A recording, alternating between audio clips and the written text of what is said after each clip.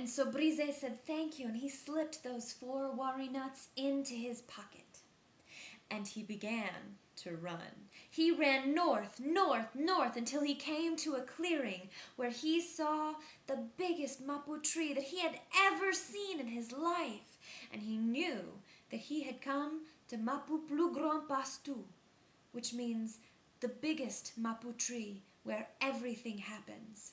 Knowing that he was in the place where Merisier said he should go, he shimmied up that mapu tree, found himself a little spot in the branches, and waited.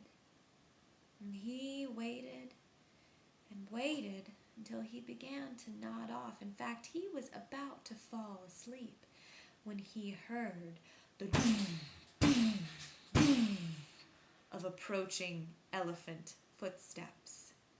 Jarred awake, he looked down and he saw that into the clearing had come an entire herd of elephants. And leading that herd of elephants was the king of the elephants. And in his trunk was the great drum.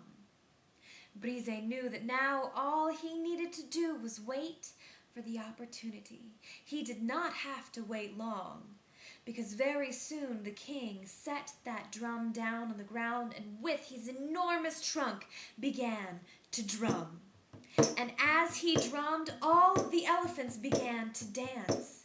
And they danced faster and faster and faster until the entire mapu tree was shaking. Brise was sure that he was shaken all the way down to his bones and that the heavens would be shaken from the skies. And they danced, those elephants. They danced faster and faster and harder until, one by one, they began to fall asleep. And when the very last one of those elephants had curled his sleepy trunk over his eyes, Brise shimmied back down that mapu tree as quietly as he could manage.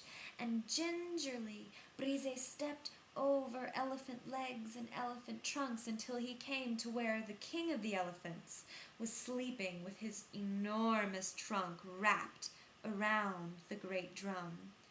And as gingerly as he possibly could, Brise reached over, took that great drum, placed it on his head, and began to creep away from the clearing.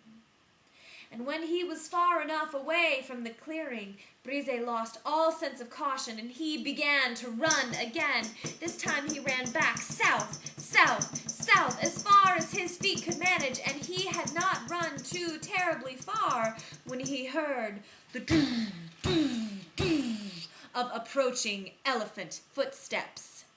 And once again, leading that herd was the king of the elephants, and this time the king was angry. His tusks were thrust forward, and his great trunk was swinging, and there was anger in his eyes. So Brise had no choice. He reached into his pocket, took out that first wari nut, tossed it over his shoulder, and just as he had been instructed, he called out, "Merisier plus fort que l'éléphant!